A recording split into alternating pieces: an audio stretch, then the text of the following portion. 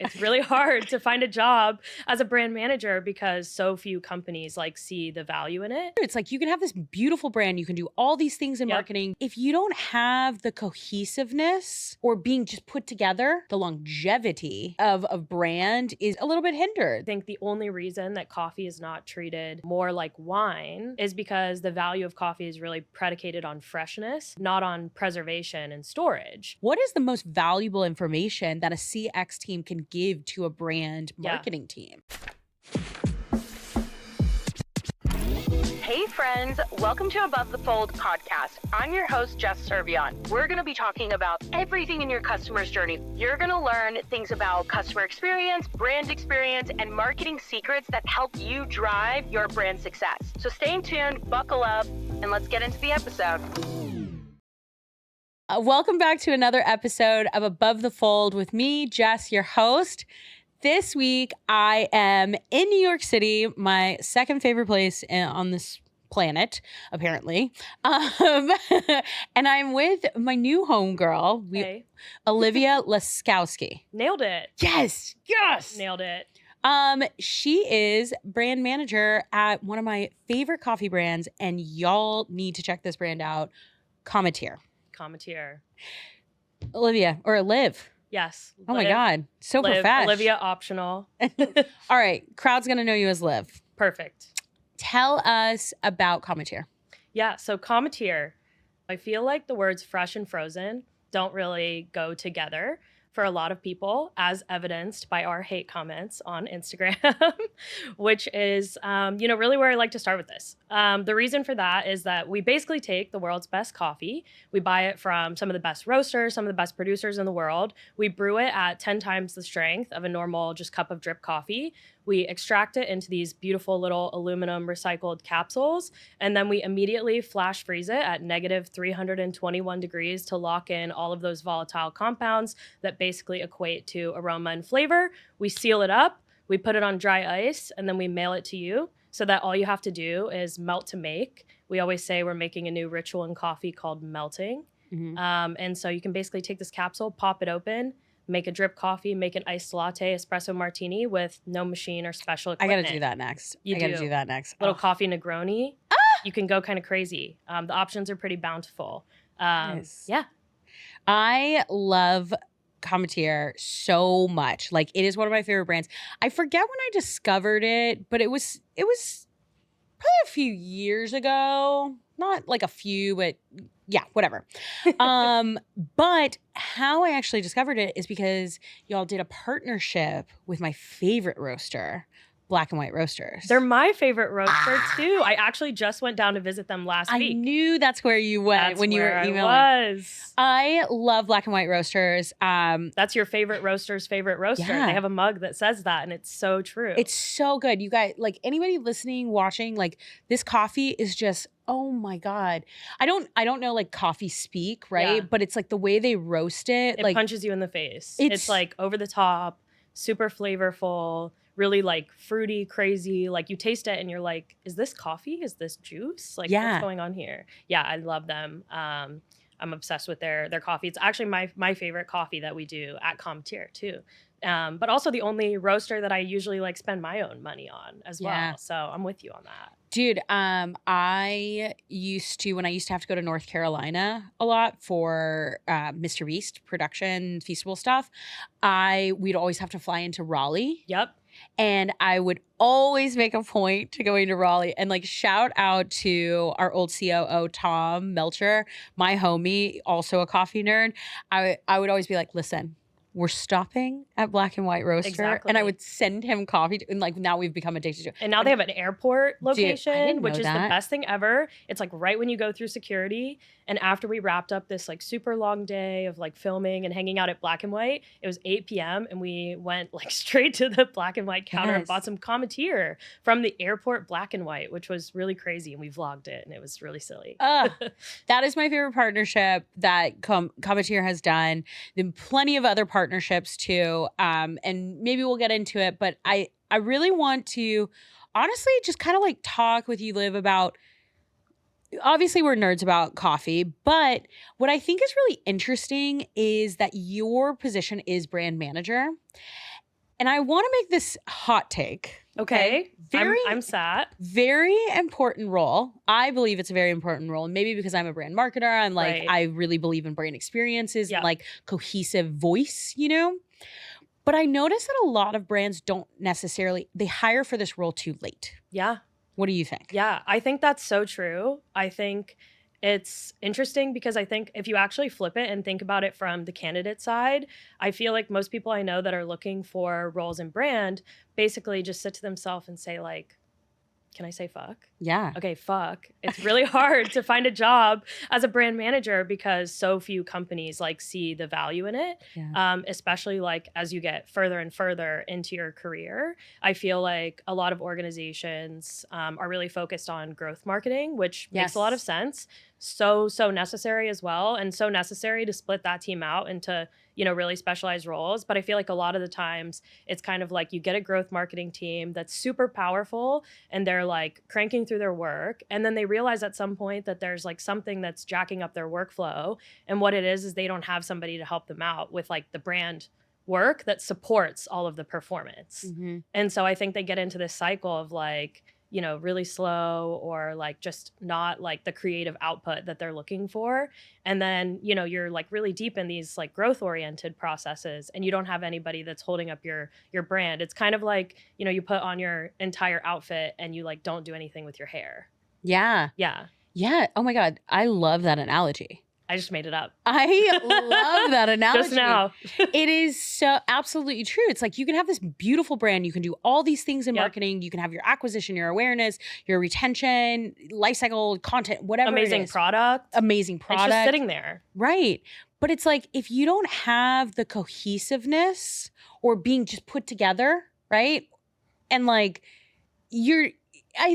obviously I think brands will make it, right? But it's Yeah. like the longevity and of brand is just a little bit hindered. That's my thoughts. Yeah, I also think like with paid, with life cycle, referral, product, like anything, you can have like the best people ever. And a lot of times like those people will have like some amazing like brand sensibility, like good copywriting skills as well. But I almost feel like all of these functions are sort of like either like the heart and soul of what you're doing, or they're kind of like the mouthpiece. They're like the communicator, the, Mhm. press secretary, but they don't have like a briefing. Mhm. They don't have like the support materials to really like land it, or they like can land it but they have to think about it super super hard and they can't like supercharge what they're really really good at. Yeah. Do you think that people sometimes look at brand books and brand guidelines and all of those things as a one and done thing?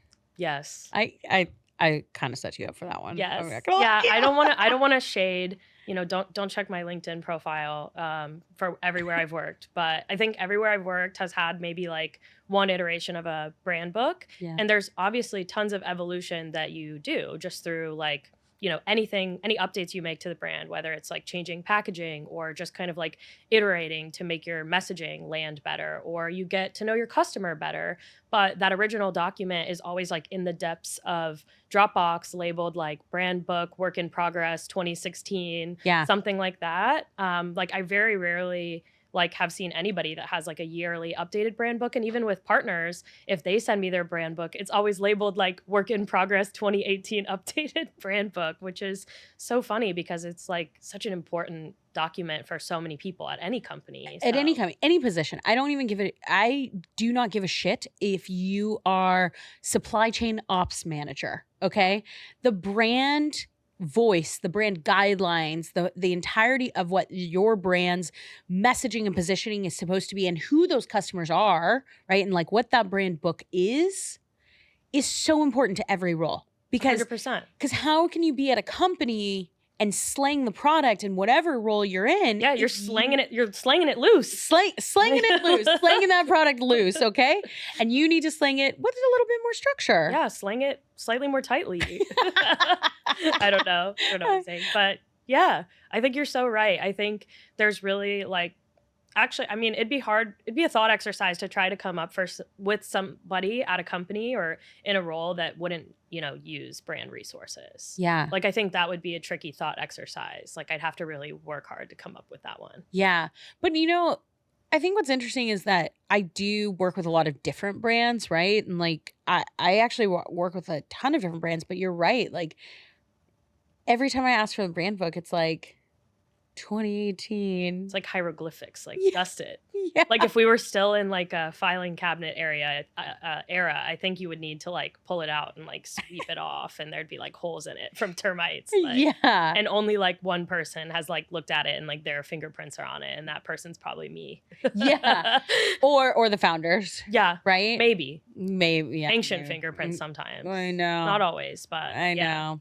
But yeah, man, I think it's just really important. I do think it's really important. And I think the other thing that I wanted to ask you is, so when you're coming into a company and as a brand manager, as a role, like what is your framework of figuring out, like, is this brand, can I build this brand messaging, positioning further? How can I redefine some things? What's your framework?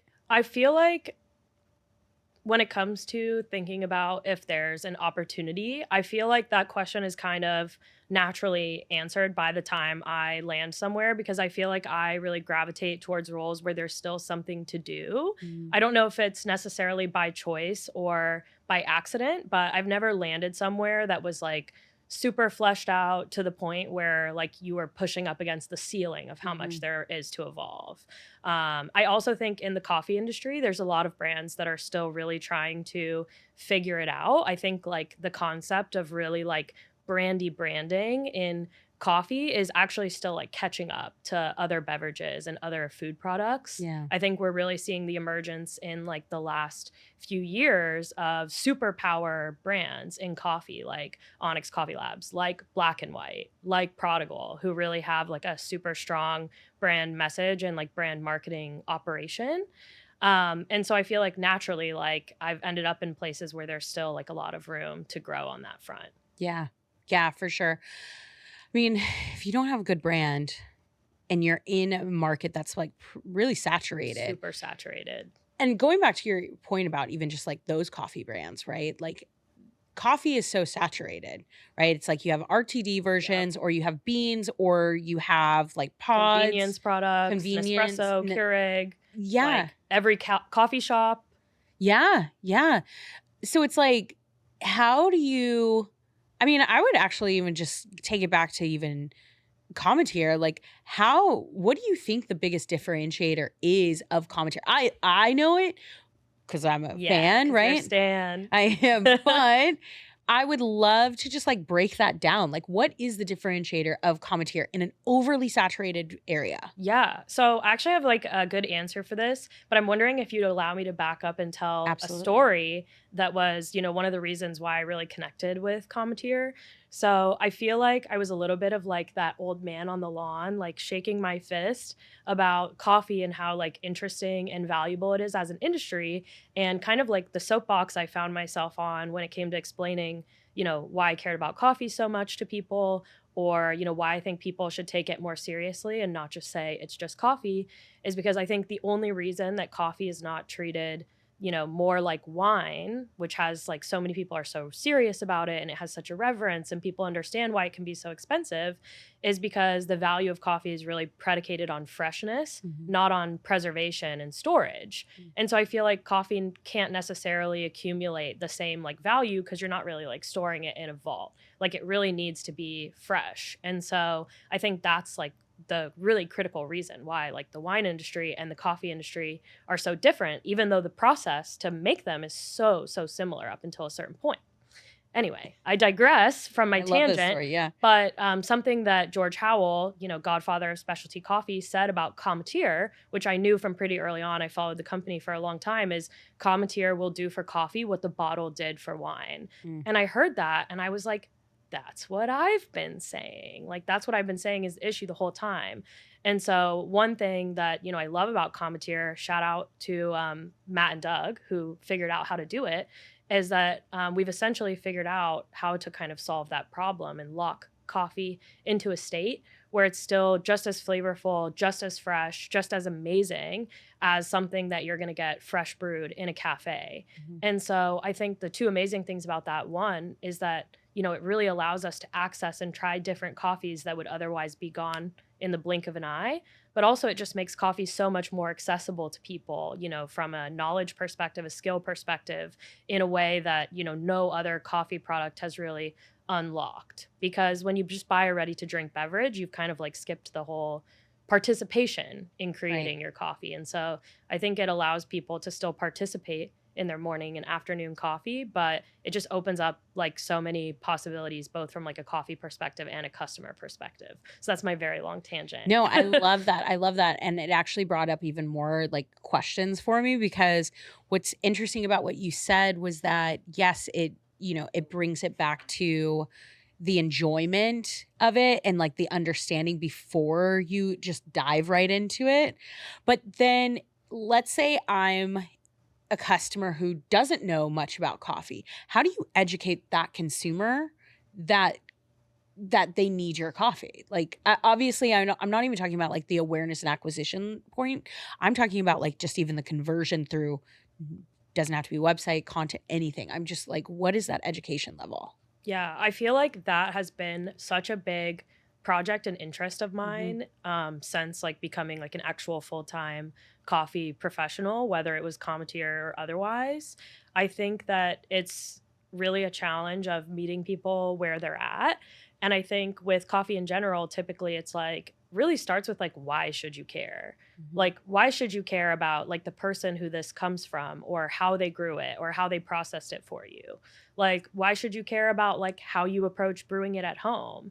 And then with Cometeer, we have that extra layer of like, why should you care that we figured out how to freeze it in this little capsule for you? I think that's the big challenge for any brand with a new product or anything that has like a bit of a learning curve in general. And for me, I think like my approach has really been to turn a keen eye to the customers we have and try to put myself in their shoes and like take off, you know, the science and technology of Cometeer hat, take off the coffee nerd hat for a second and think like, what is something like human that a person can actually really connect with? And to be honest, I think a lot of that goes back to like the stories of the people who are actually involved in coffee.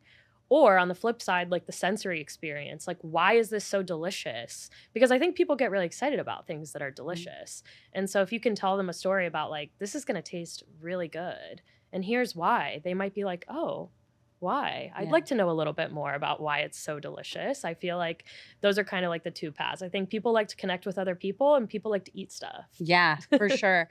Somebody once told me that coffee is like very much an experience, which this Totally is exactly agree. what we're talking about, right? Which I absolutely agree. I think that, and obviously we see this in like the D2C world, that there is a place for coffee in D2C, but it's like, proving to that consumer that the experience that you're going to have when you're consuming this is the same as if you went to the cafe versus having it at home. Yeah. And like you'll get that same quality is a very hard task. Totally. And I think like having worked at like a coffee roaster and then now working at a coffee company where we've kind of like done the work for you, there's such a distinct difference. I have like so much respect for both elements of the process. Like I loved working for like a coffee company that, you know, just roasted whole bean coffee and sold it. But there's so much control that the brand loses over their product when it gets into somebody's hands, because like they can do any number of things to screw it up at home, right? And so I think that's probably like a problem that, you know, every single coffee roaster faces and is limited by, because you can really only sell to people who like know what to do with whole bean coffee or who have kind of like an interest in it. And so that was something that like really interested me in Cometeer, is like there's really like one less like limiting factor on who we could reach. We have a ton of customers who are like, I don't really care about learning to brew coffee. I kind of want to like concoct and make my coffee to my specifications, but I don't really want to do all that. And I respect that. Yeah. Like they want the best coffee and they want to like have their ritual, but they don't want to become like a scientist. They don't want to become a barista. I think it's like the same way that a lot of people like want to eat good food, but don't necessarily want to become a chef. Yeah. So, you know, it's something I really appreciate about I don't know. I appreciate about both options. Yeah, I agree with you. I mean, I did do a coaching project with Sean on the CX team. I love that. He's the best. I like kind of forgot about that part in the beginning. Yeah. But I think what's interesting is that when I was helping Sean out, we were like, Sean is the best. Shout out to Sean because Sean it comes from a very operational mindset. And as a CX leader, he's like a different breed and a dope breed. But he's in on the brand stuff too. Dude. We have the CXX brand meeting. He always shows up to, it's like my easiest and favorite monthly or bi-weekly or whatever amount of time we meeting. And he's just he's awesome. Yeah, he's really great. But the reason I brought him up is because I think what's interesting about what you're talking about, those two different types of customers, right? The CX team, because they deal with so many of those subscriptions and so many of those conversations and then that kind of retention and win back scenarios, they have so much information for y'all about how to evolve the brand. 100%. So I would actually love, like, even that meeting that you're talking about, like, obviously not give away trade secrets, but like, what is the most valuable information that a CX team can give to a brand marketing team? Yeah. Okay, so quadruple shout out to Sean because I'm about to gas his CX report up so hard. So I think like our touch base is amazing for us to like connect on any open items. But what I really love that Sean and the team do is that they put together this just incredible monthly newsletter that goes out to the entire company with basically all things, CX. It has like every single possible like stat and data point that they could whip up about, tickets, response time, win backs, all of that jazz, just so that we all have visibility into what's going on. But he also puts together like this incredible PowerPoint every month with product, customer support, and then like coffee feedback. Cool. So we know like exactly what customers are liking and not liking about Cometeer. We know what customers are liking and not liking about our website and our like product experience. And then we know what customers are liking and not liking about our CX. And so those quotes are just like truly like invaluable information. I've always like had a lot of visibility into CX at places that I've worked for, but truth be told, like, even reading it every day, you sort of like lose track of the insights. But having somebody that takes the time to really summarize those things and just always stay on the pulse of really translating like themes and customer feedback and doing some of that syndication for you just really makes it so much easier to actually take those insights. I also think the other valuable thing is sending it to so many people who are all going to read it, puts everybody on the team on the same page. So I feel like it's shout out to Sean. That's an amazing email. Shout out to Sean. Well, what also I love about what you're describing too is so much of like, even like what my team battles with at Open Late of like when we come in to coach anybody like on the CX projects or even honestly, even our brand strategy and retention stuff, we always ask, okay, but what's your communication with the CX team? Where are you getting your data from the CX team? And so I'm glad we talked about Sean here because that elevation of that report that he's doing is the evolution of where CX teams should be looked at and 100%. Sought out for information. Yeah. Because that's how you're going to build a gold mine. It's like a gold mine, especially for companies that have like a tricky product to communicate about. Like one of our biggest hurdles at Cometeer is like, how do we explain this? Like as evidenced by my like very confusing explanation of what Cometeer is. It's like, how do we explain this to people? Different people like have different knowledge levels when it comes to coffee and nobody knows anything about flash freezing anything. And so seeing like customer reactions to like what our marketing is or like how they felt about even like an email coming through where they're like, I don't really understand what you're trying to say in this. It's just like invaluable information and just getting us closer to like the perfect marketing message. Like it's so important to us evolving our messaging and kind of like understanding who we're talking to. Words out of my mouth, my friend. I mean, this is literally what I preach like all the time, like myself and like even just like other like retention and CX leaders. It's like, it's so important. It's so important because like your brand evolves over time. Your brand evolves, your positioning, your messaging, your like what your customers want evolves over time. And I mean, even if I look at Cometeer, like y'all have been on the market for quite a few years. Yeah, 2021. Okay, I 2021. believe was like the official launch. Maybe it was like the VIP only, like invite only launch. So still pretty nascent. Yeah. But only like it was really, I mean, in my opinion, like one of the really real launches for Cometeer was last year when we said like you can actually pick whatever you want in your box. It wasn't a curated subscription anymore. And so to me, we almost still feel like a brand new thing, because to me that's like a whole different offering, is like a marketplace. Yeah. And so I think like Cometeer as a marketplace is still like, you know, we're still we're not even a toddler, we're an infant. It's still an infant, Yeah. for sure. But I think you guys are doing some really, really cool stuff, right? But before I get into that, I just want to finish that thought is that, okay, so 2021, right? Your initial customer, VIP, this like other type of offering, and then evolved into a marketplace. Without that feedback, without like really making iterations of your brand strategy, like you could have shot yourself in the foot, Totally. you know?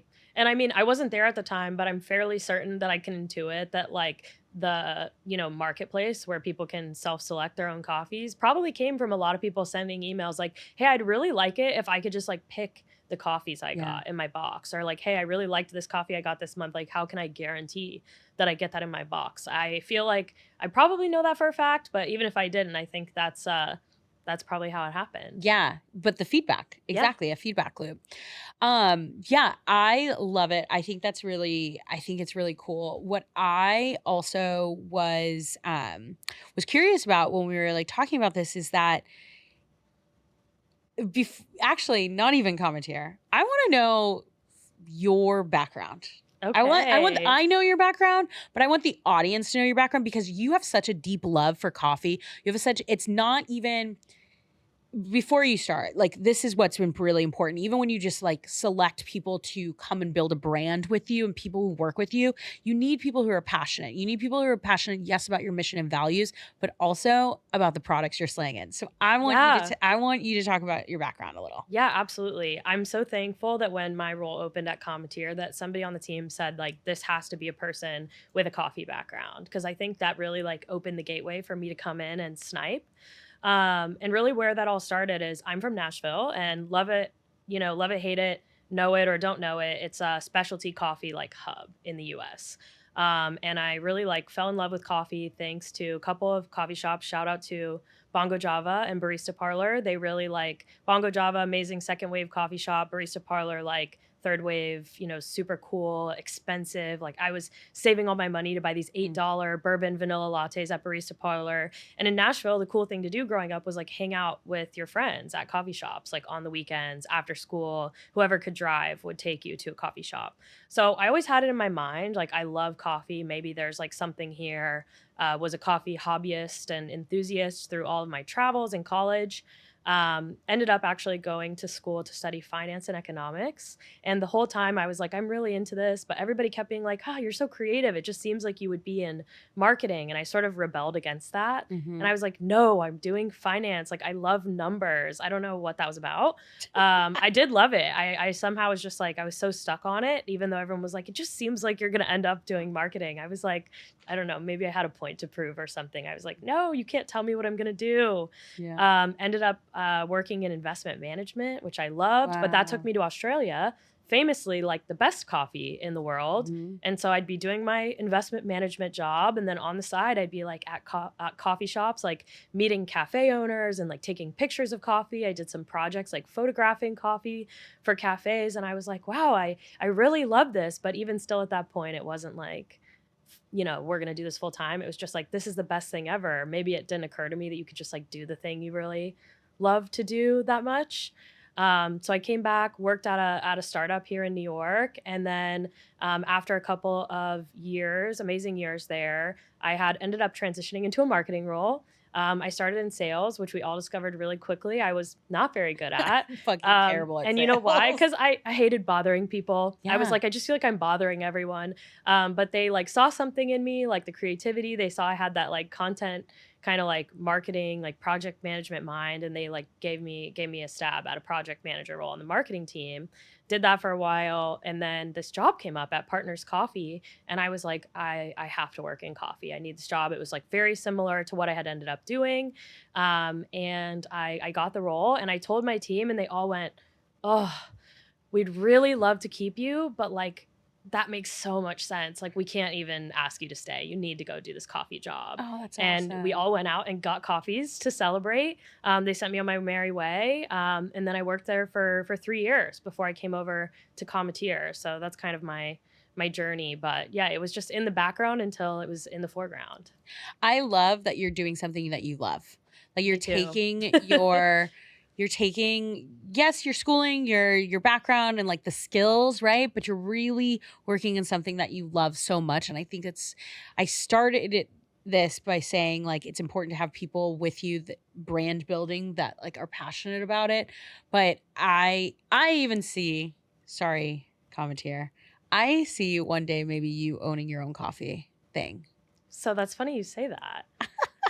Yeah. So I think what's funny is like, I work around so many like incredibly like smart, amazing, like borderline like industry thought leaders. Like honestly, some of the people at Cometeer are like some of the smartest people I've ever had the pleasure of working with. It's like pretty intimidating and amazing all at the same time. And, you know, I love hearing about everyone's career trajectories and aspirations. And the funny thing is like, it feels so high stakes to me because I'm doing something that I do really love. I love my role so much, but it also feels really low stakes because I know that in the end, I'm probably just going to own a coffee shop. Yes. But I can see that for you. I think it would be so sick. And I'll be the first person at the doors being like, you better make me your version of the black and white. Yeah. I actually like, you know, I did the perfect day exercise with some of the women at Cometeer during our women's call. And that's like an exercise where you envision like your perfect kind of like day in your normal life, not like the best day where you win the lottery.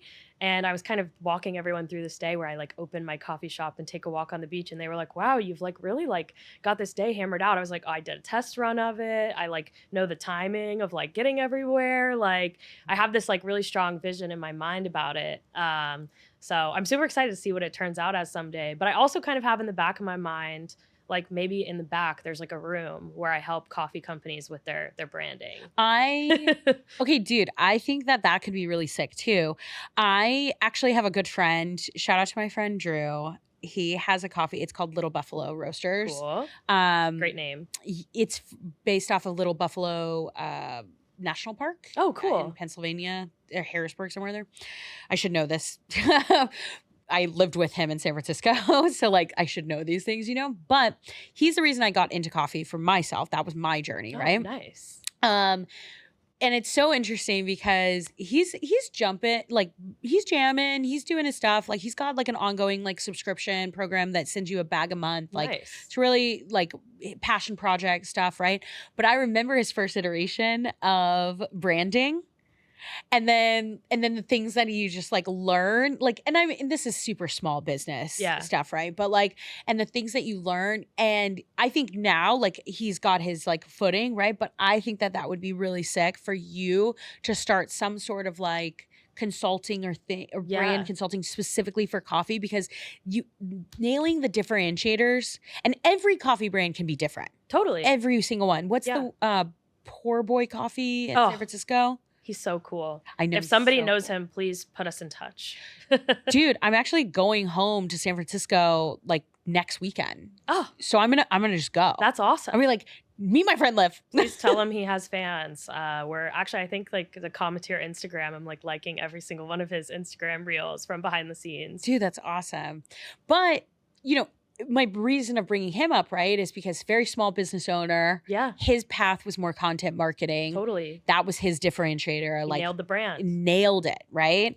And then my friend Drew that I'm talking about, his path is completely different from more of like packaging, right? Yeah. So it's like I think there's plenty of room on the market for coffee brands, but it's discovering your differentiator. Totally. And coffee is such a like product first market. Like it's sort of like an if you build it, they will come mentality for a lot of brands, where it's like, you know, if we roast like great coffee, then people will buy it. But I think people will buy it faster if they have like a brand that they can connect with, or you can even find like the right people sooner. I mean, not to hype them up too much, but going back to Black and White, I think the reason why they're so successful is because they aren't necessarily trying to cater to everyone. They actually like, we had this amazing conversation where they were like, you know, our coffees, they're weird, they're funky, they're off the wall. And our audience loves that. They're not necessarily like approachable for everyone coffees, which is like how a lot of companies think about things, is like, how can we brand ourselves so that anyone can connect with us?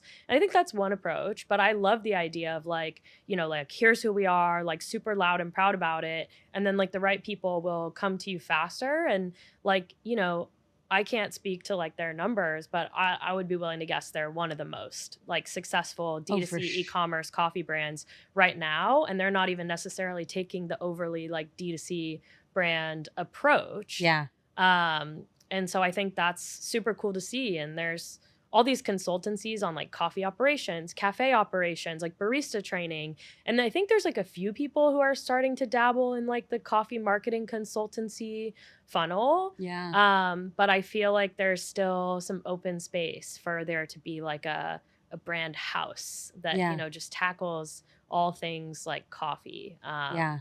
And maybe not even like bean coffee. Like it could be that too. It could be, yeah. But also maybe even like an RTD. Like, yeah. In my mind, it's like, it could be like, how do you like brand a cafe? Like, how do you design the space to reflect like the experience you want to give your customers? Like how, you know, I think even in terms of like whole bean, it doesn't even necessarily have to be like the visual and like web parts of the brand. It could be like, what's our brand when it comes to like the coffee we serve? Like Black and White's brand is like their roasted coffee product. It's not necessarily like all the bells and whistles. Yeah. So that's something that I think is really exciting to me. And I love that it just, so many people drink coffee. There's always going to be so much room in the space for like friendly competition and different brands to all like thrive at the same time. So that's really exciting to me. Yeah, I agree with you.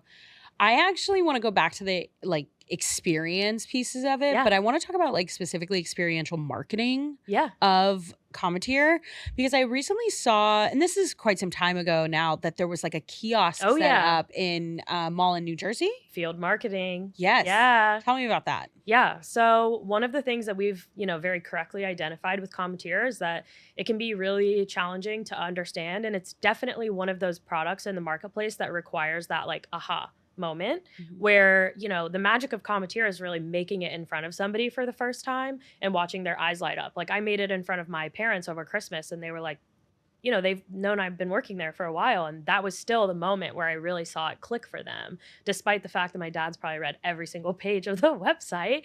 And so I think Cometeer realized that really early on. Somebody had the idea of like, what if we had like those mall kiosks that used to like harass you while you would walk by? And they were kind of like, I wasn't there, so I'm just making up this story. They were probably kind of like, okay, sure, let's try it. And there were probably a lot of other parts to it, but that's what happened.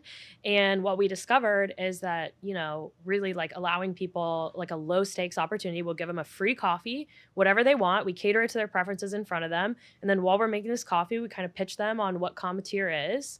That's something we're still refining, is like, how do we communicate it? What resonates with people? And then at the end, we're like, okay, cool, you should really subscribe to this. And we offer them like a special offer that they can only get because they visited us in the mall. And that's true. It's not like a live. That's the only way they can get it. And then, you know, we've found that that's actually our best acquisition channel. Yeah. Because it's like, it's sensory. There's like a person in front of you that you can connect with. It really like taps all of the best things about marketing at the same time. And so like, you know, we have big bets on that channel. And I think it's awesome.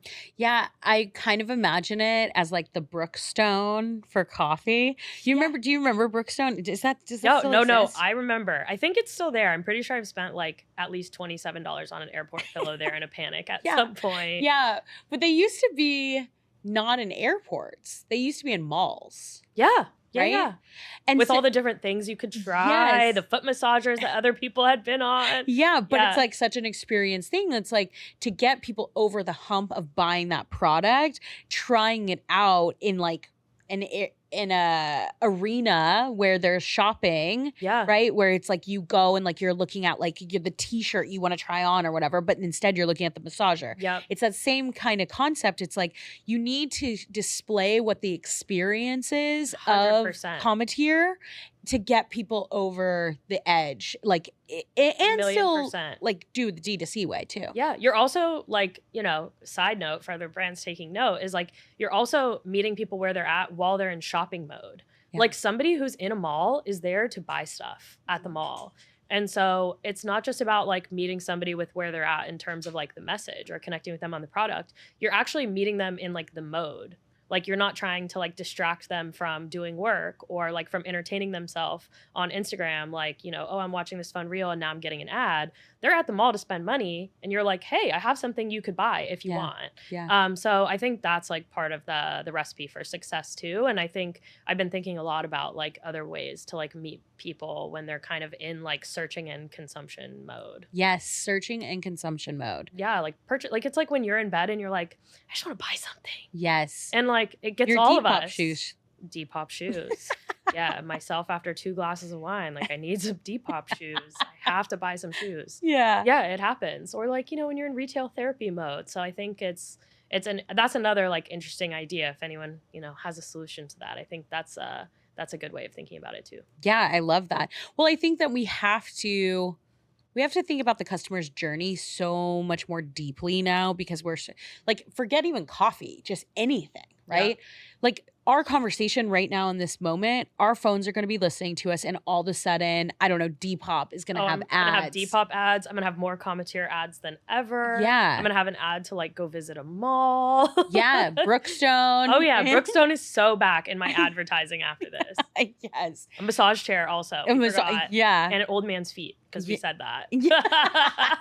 Exactly though, right? It's like you're so always being marketed to. And I think it's really important to like really think about where your customer is in that journey and also advocating bring the malls back. Yeah, malls are so back. Like, does anybody else have the memory of like, my mom can drop us off to like lurk around the mall and look for cute boys if your mom could pick us up after we found some cute boys at the mall? Yes. And also roller skating. I don't know if that was a Nashville thing, but I feel like all the kids would like hang out and try to find somebody to flirt with in middle school at the roller rink. So if anyone else had that happen to them, like, please let me know because I'm starting to feel like that was an experience I hallucinated. No, I think I didn't do the roller. You're like, rinks. that's just you, but that's cool. No, I think I just didn't have it. Mine was like skate parks. Oh, that makes sense. That's Yeah. equivalent. That's Yeah. like wheels. Yeah. There were wheels involved. There was absolutely wheels. Yes. I used to go Guys on wheels. Guys on literally. Meals on wheels. Dude, I random memory, but like I grew up in Lafayette, Louisiana. Love. So it's also a snowing at home southerner. now. Yeah, I know. Well, halfway southerner. I also grew up in California, so it's a whole thing. But Great split. But when I grew up in my raging Cajun town, we didn't really have much to do but go to the mall Yep. and go to the skate park. Yep. But it wasn't like where they actually build outdoor skate parks like naturally for parks. It was like Weird somebody's locations. like warehouse, Yes, you know? We had actually we had this like weird in the middle of downtown Nashville, like Christian sponsored, like middle of city warehouse Yes. skate park place that was like the hub Yes. of teenage life. But there were also somehow a lot of adults there. It was very strange. Yeah. And that was like so formative to my experience, was like the weird industrial skate park Yes. place. That's something we need to dig into on like a whatever the equivalent is of like Mythbusters, where we're like, did that happen to everyone? Yes. Yeah. Like new podcast episode. Yeah, like the two options were either like skate park or like walking past Abercrombie and like getting high off the cologne. Like, Literally. that was childhood. Bring both back. Oh wait, but don't forget about Hollister, PacSun. Huh? all Hot of the- Topic. Hot Topic. A little absolutely. sneak into Spencer's, a little like Yes. whirl around. Yeah, bring back malls, honestly. Yes. But only bring back like mid-tier malls with like mass market brands. Yes. Like we still have luxury malls. We get it. I know. Like, you know, there's a Crate and Barrel, which is great, but I need like a mid-tier mall where we're socializing. yeah, where I'm buying my clothes and I'm not just buying them online. Yeah, like a good food court with like kind of bad for you stuff. Yeah. Sounds so good. I And then know. you get a Cometeer. And then you like smell the Cometeer. Then you walk by an So and that's Abercrombie, the and then you almost pass out. Yeah, that's the evolution of malls, I right? love it. Instead of a Starbucks, it's Cometeer. Yeah. I know. I think one interesting thing too about like the Cometeer kiosk in the mall is I think like we realize that there's a lot of brands who've really been like propelled into success with like a physical location. I think Yeah. like the Nespresso tasting boutique is a great example. Obviously that's one of our like main competitors, but also like an inspiration. Like, Yeah. you know, I think what it really like we're getting at is that like I think in person is kind of back. Yes. And I think for a lot of brands, like on the employee side and on the like acquisition side, whether it's that you're like working from home or you've just gotten really used to digital, it's kind of like, oh my God, we have to go back, don't we? Yeah. And we do. Yeah. But it's nice like to be around other people. Like once you rip off the Band-Aid and like crack the nut again, I think it's actually like it's a very human experience as like a company and as like a person. Totally. Well, I think one last question that's on the same like realm of this, to be honest with you, is I'm curious about how you're thinking of content marketing on social channels today. And the reason I ask this is because like going back to Poor Boy Coffee, that was a series. He started from like a series and then we're also talking about in real life experiences. We're talking about coffee being an experience. Like how are you thinking about portraying that storytelling of coffee through content marketing and social channels? Yeah, I think this is like a really exciting question for me because I feel like a lot of my early work and planning at Cometeer has really like bubbled up to this question actually. And I think there's kind of like two pieces to it. I think on the coffee part, we decided to make like a big investment in planning out our coffee calendar so that we really knew like what we were centering and featuring. So we could actually say like, okay, like here are the stories that we're going to tell.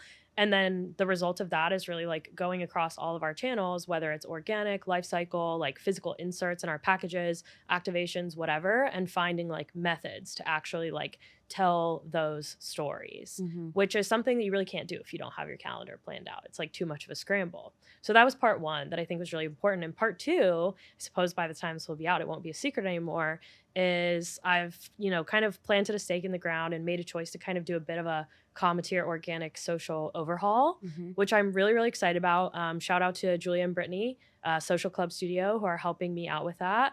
I kind of sat down one day and I said, we're doing something so amazing here. And I was like, I think we could keep doing things as is and kind of like, taking like traditional like content format approaches to social media and just posting coffee information and hoping it like lands with people who care. Or I think we can do what Poor Boy Coffee has done and really think about like, what is like our little mini TV show that we can produce here? What are the series? And so when I connected with, I think it was Brittany in particular at SCS, her like kind of philosophy is that like a series, a repeatable format that people can come back to and connect with and get excited about is so important to content marketing. Like it's the reason why those TikTok formats of somebody interviewing somebody on the subway or going to visit their apartment are so viral and so successful, is because like you always kind of know what you're going to get. It's almost like tuning into a TV show that you're familiar with.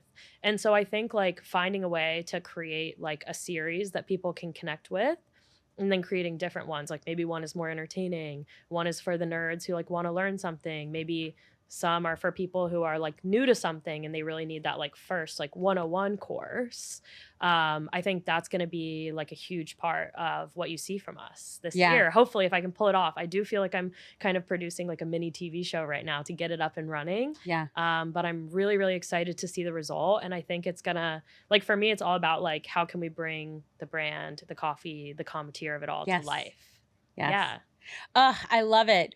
Well, we've hit the end of the road, my friend. And I actually think that's a really good place to end because we started at brand marketing to like bringing your brand marketing into content marketing. And I cannot wait to watch the series. I'm so excited. You'll have to give me the launch date so we can actually launch this around the same time. That would be amazing. I'm really excited to share it. I think it's really going to like open up new levers for us to pull with Cometeer and connecting with people. And also, spoiler alert, it does have a lot to do with black and white. So I think you'll really love it. Yes. So I'm really excited for that. I can't wait. Liv, tell the audience where they can find you. Yes. Okay. So I am on LinkedIn, Olivia Laskowski. I'm a silent LinkedIn user. I love to like, all of your posts and read all of your articles. I'm not a LinkedIn thought leader. I'm also on Instagram under my exact name, but it is just a personal Instagram. So do with that what you will. And then you can also connect with me through Cometeer means. Feel free to reach out to me on LinkedIn if you want to chat about coffee, about Cometeer, about anything we chatted about today. I'm an open book. Well, thank you so much for coming on. And to the audience, if anybody knows Poor Boy Coffee, send them to Liv. Please. Need him. Absolutely. I'm even going to go stalk him. Thank you, everybody, for tuning into another episode of Above the Fold. I will talk to you all next week.